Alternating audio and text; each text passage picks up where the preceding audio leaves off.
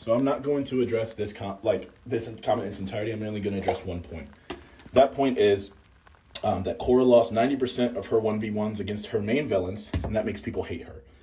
And then I'm going to address the argument that I've seen based off that comment of Korra lost 90% of her 1v1s because she's weak. She wrestles into her fights. She has weak villains. There's no reason that she should, go into those fights because those villains would have lost to anybody in the Avatar: The Last Airbender series with Aang. Here's what I'm going to say then. Korra's first fight, her first main villain, she's not a fully realized Avatar. She is going against a... gotta get that. She's going against two bloodbending masters, one of which can bloodbend with his mind, and could use bloodbending to block the chi paths inside of a bender to take away their bending forever. Right? And then, that person's father, in a courtroom with a fully realized Avatar Aang, who you guys say is the strongest Avatar in the 10,000 year history of Avatars. I'm not saying whether he's stronger, weaker. That's not my argument here. I'm just saying, you guys are saying that he's the strongest Avatar in existence, right? Ever. He gets blood bent in a courtroom with this guy's hands handcuffed. So he's bloodbending with his mind. The Avatar, Toph Beifong, Sokka, whole courtroom full of people. Unhandcuffs himself, uses his hands, knocks everybody in the courtroom out, including Avatar Aang. Avatar Aang goes after him. Then Yakone then goes again and bloodbends him, and Avatar Aang needs the Avatar state in order to break out of the bloodbending, so that way he can have the upper hand. And Korra's first villain with Amon is stronger. According to the books, is stronger than Yakone. The guy that bloodbent an entire courtroom and an Avatar that was the strongest ever in the 10,000 year history of Avatars needed the Avatar state in order to break out of. And she's not even a fully realized Avatar yet, and this is her first threat. First one. So I understand Aang was 12, but we go again. Let's equalize it a little bit. Let's say Aang had 3 of the 4 elements memorized. So let's go to book 2. Like 3 of the 4 elements, not necessarily mastered, right? He's not a fully realized Avatar yet. Let's say he runs into Amon in book 2.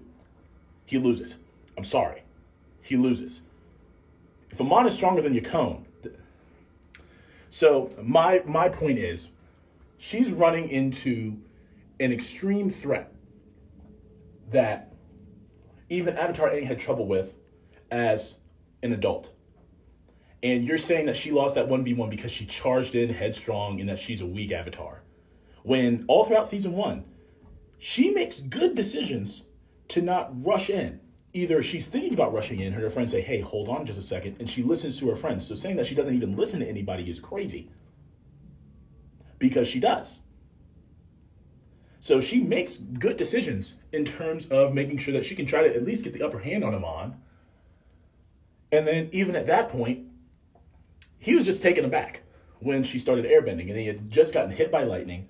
She was tossing him left and right with her airbending. So I wouldn't be surprised if Amon was a little bit rattled when he was airbending or bloodbending her for the final time, and that's why she could break out of it, not in the Avatar state. So I'm not giving her, the feat stronger than Aang, this, that, and the other.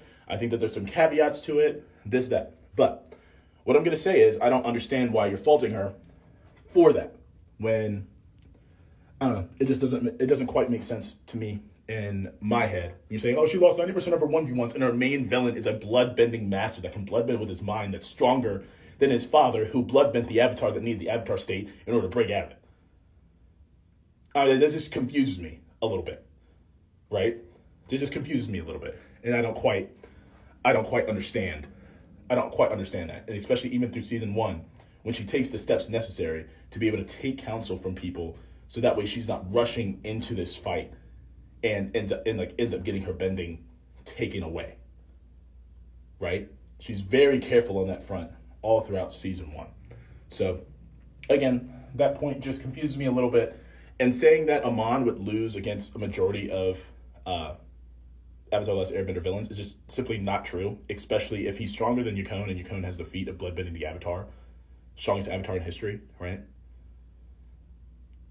If Aang ever ran into him, honestly, Aang probably would have won the fight, But that's only because he probably would have gone to the Avatar state inadvertently, right?